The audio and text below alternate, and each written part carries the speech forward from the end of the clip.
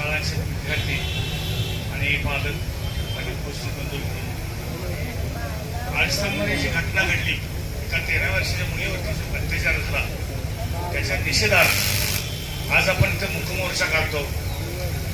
श्री दिगंबर दादांनी पुढाकार घेऊन या मोर्चाचं नियोजन केलं. एक अतिशय वेदनादायी घटना. मुलगी शाळा सुटल्यानंतर एक 10 मिनिटं तरी घरी गेली नाही तरी पालकांचे आम्हाला फोन येतात की मुलगी आमची घरी आली नाही.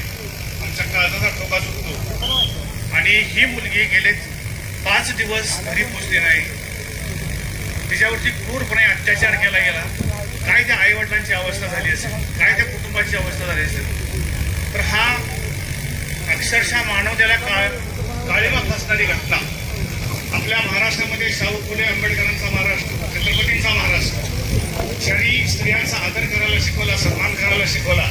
महाराष्ट्र काय, गुजरात काय, राजस्थान काय, साताऱ्याचे काय, अशा घटना परत घडू नये म्हणून गावोगावी अशी जनजागृती झाली पाहिजे, निषेध मोर्चे झाले पाहिजे की जेणेकरून अशा नरकांना फार मोठी भीती बसली पाहिजे आणि त्या पीडितेला न्याय मिळाला पाहिजे. लवकरात लवकर न्याय मिळावा, त्या पीडितेचं रक्षण व्हावं, कुटुंबाचं संरक्षण व्हावं, यासाठी आपण आज निषेध मोर्चा काढत आहोत. जी पीडिते ज्या मुलीवरती बलात्कार झाला ती काही दिवसापूर्वी दगावली, तिचा मृत्यू झाला.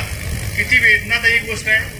13 वर्षाच्या मुलगीनं जग सुद्धा पाहिलं नव्हतं, तिला चांगलं वाईट सुद्धा कळत नव्हतं. अशा मुलीवरती अशी घटना जर घडायला लागल्या तर खरोखर आपण स्त्रियांचा सन्मान राखतो का, खरोखर आपण स्त्रियांना सन्मानित करतो का, याची विचार करायची वेळ आली आहे. थोडक्यात ही जी घटना घडली, मी पंडित विष्णू दिगंबर पलुसकर परिवारातर्फे या घटनेचा जाहीर निषेध करतो आणि त्या पीडितेला भावपूर्ण श्रद्धांजली अर्पण करतो आणि थांबतो. धन्यवाद.